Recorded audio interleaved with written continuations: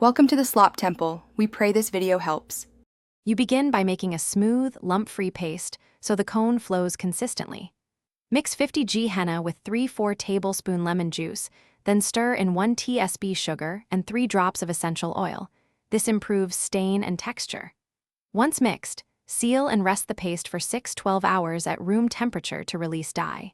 While it rests, fill a cone and clean the skin with alcohol to remove oils. Start immediately with a simple outline to establish symmetry. Once your outline is on the skin, control pressure for consistent line width. Light pressure gives thin lines, more pressure gives bolder strokes. You should alternate between quick pulls for stems and small pauses for dots and fillings.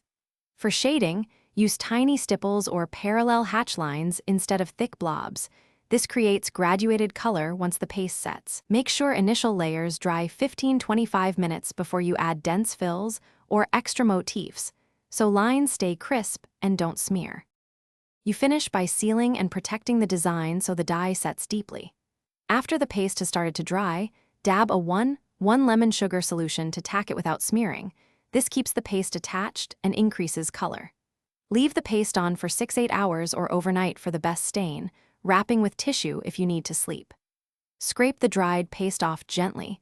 Avoid water for at least 24 hours to allow oxidation and deepening of the color. If you get a fresh smudge, stop, let it fully dry, then carefully scrape and touch up very. Thanks for watching. Consider subscribing if we helped you.